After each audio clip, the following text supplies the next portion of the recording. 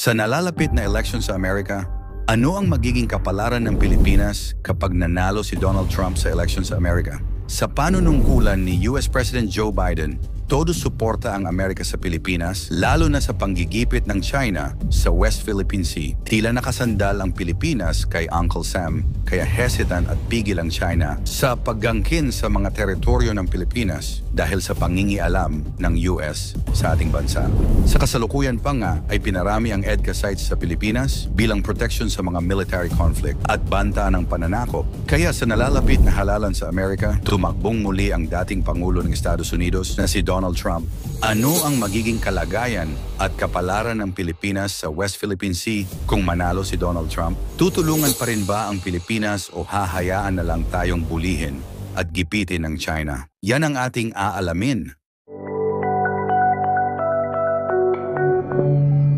Kamakailan lang sugatan si dating US President Donald Trump matapos siyang barilin at tamaan sa tenga sa kaniyang campaign rally sa Pennsylvania. Nasawi naman ang gunman na si Thomas Matthew Crooks. Hindi malinaw ang motibo sa pagtangkang pagbaril kay Donald Trump at posibleng ito ay domestic terrorism, bagamat may mga conspiracy theories at misinformation na kumalat matapos ang insidente na may kaugnayan sa politika. Pero ayon sa investigasyon, walang katibayan na sangkot si Joe Biden sa pagtangkang pagbaril kay Donald Trump noong rally sa Pennsylvania. Ang FBI ay nag-imbestiga sa insidente bilang isang pagtatangka ng pagpaslang at posibleng domestic terrorism. Ngunit walang ebidensya na nagpapakita na si Biden o sino pa man ay kasangkot sa insidente. Sa pahayag, sinabi ni Pangulong Joe Biden na walang puwang para sa ganitong uri ng karahasan sa Amerika at kinakailangang magkaisa ang bansa upang kondenahin ito. Ipinahayag din niya ang kanyang pasasalamat sa Secret Service para sa kanilang mabilis na aksyon upang mapanatiling ligtas si Trump. Sa nalalapit na halalan sa pagkapangulo sa Amerika, sa mga survey ngayong Hulyo 2024, ipinapakita ng mga survey na napakalapit ng laban sa pagitan ni Joe Biden at Donald Trump. May ilang mga poll na nagpapakita ng slight na kalamangan ni Trump kay Biden, habang ang iba ay nagpapakita ng slight na kalamangan ni Biden o halos patas na laban ng dalawa. Halimbawa, isang CBS News poll ang nagpapakita ng slight na kalamangan ni Trump kay Biden. Sa panahon ni Donald Trump, ang posisyon ng Amerika sa issue ng West Philippine Sea ay nagpakita ng mas matinding suporta para sa Pilipinas at iba pang bansa sa rehiyon na may territorial disputes laban sa China. Narito ang ilan sa mga pangunahing aksyon at pahayag na ginawa ng administrasyon ni Trump tungkol dito.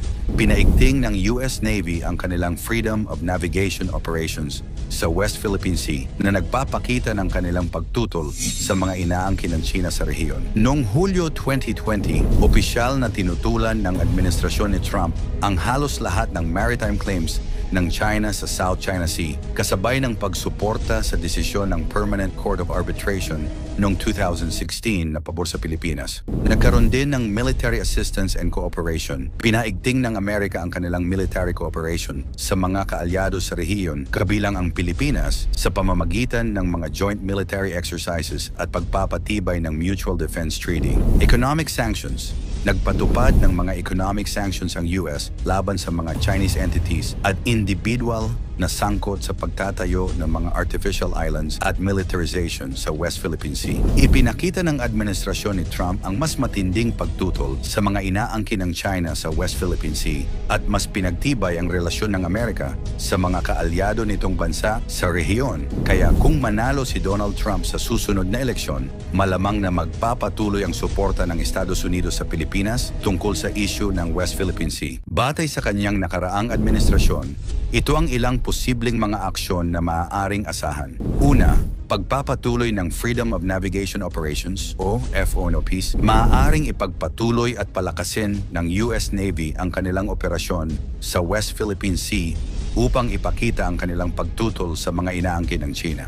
Ikalawa, pagpapalakas ng diplomatic support. Malamang na ipagpatuloy ng administrasyon ni Trump ang pagtutol sa mga inaangkin ng China at ang pagsuporta sa desisyon ng Permanent Court of Arbitration na pabor sa Pilipinas. Ikatlo, pagpapatibay ng military cooperation. Maaaring palakasin pa ang military cooperation sa pagitan ng US at Pilipinas sa pamamagitan ng mas maraming joint military exercises at mga programa sa pagsasanay upang palakasin ang kakayahan ng militar ng Pilipinas. Ika-apat, pagpapatupad ng economic sanctions. Maaari ring ipagpatuloy o palawakin ng administrasyon ni Trump ang economic sanctions laban sa mga Chinese entities at individual na sangkot sa pagtatayo ng mga artificial islands at militarization sa West Philippine Sea. Ikalima, pagbibigay ng defense assistance. Maaaring magpatuloy ang pagbibigay ng defense assistance tulad ng military hardware at technology upang palakasin ang depensa ng Pilipinas. Kung manalo si Trump, posibleng magpatuloy o mas lalo pang palakasin ang mga patakaran ng kanyang nakaraang administrasyon na kinabibilangan ng mas matinding pagtutol sa China at mas malaking suporta para sa mga kaalyado sa rehiyon, kabilang na diyan ang Pilipinas. Kung manalo naman si Biden, malamang na magpatuloy ang kasalukuyang mga patakaran na nakatuon sa diplomatic at military support para sa Pilipinas sa kanilang mga territorial disputes sa China. Sa nakaraang debate, tinalakay ni Donald Trump at Joe Biden ang iba't ibang issue gaya ng pag-atake sa Kapitolyo noong Enero 6, 2021. Patuloy na ipinagtanggol ni Trump ang kanyang mga aksyon at sinabi na ang eleksyon noong 2020 ay puno ng pandaraya, isang pahayag na itinuring na hindi totoo.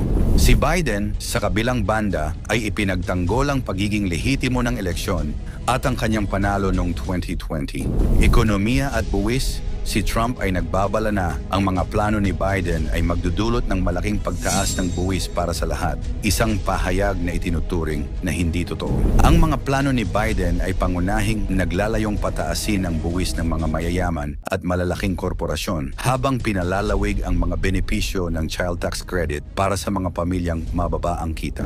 Kalusugan, si Biden ay nagbigay diin sa pagpapalawak ng Affordable Care Act habang si Trump ay nagsusulong ng mga alternatibong solusyon para sa healthcare na magtatanggal ng ilang aspeto ng ACA. Sa kabuuan, kahit sino ang manalo sa pagitan ni US President Joe Biden at former US President Donald Trump ay nasa likod pa rin ng Pilipinas ang Amerika. Kung si Biden ang manalo, malamang na magpatuloy ang suporta ng Amerika sa Pilipinas sa West Philippine Sea sa pamamagitan ng mga diplomatic, military at economic measures upang matiyak ang seguridad at kalayaan ng paglalayag sa rehiyon. Ganon din ang posibleng pananaw ni Donald Trump. Kung siya ang manalo, malamang na ipagpapatuloy ang suporta ng Amerika sa Pilipinas tungkol sa isyu sa karagatan at teritoryo natin, alinsunod sa mga hakbang na ginawa ng kanyang nakaraang administrasyon. Ikaw, magiging matibay pa rin kaya ang ugnayan at alyansa natin sa Amerika kung magbago man ang kanilang administrasyon? At ano ang dapat gawin ng Pilipinas at mga kaalyadong bansa para huminto na ang China sa pagkuha ng mga teritoryong hindi naman sa kanila? Ikomento mo naman ito sa ibaba. Paki-like ang ating video, i-share mo na rin sa iba. Salamat at God bless.